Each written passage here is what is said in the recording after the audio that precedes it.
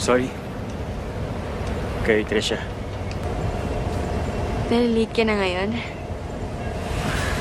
Oo. Pagka nalate ako, sigurado yung gera kami. Kayo ni Mark, gaano na kayo katagal? Hindi naman naging kami.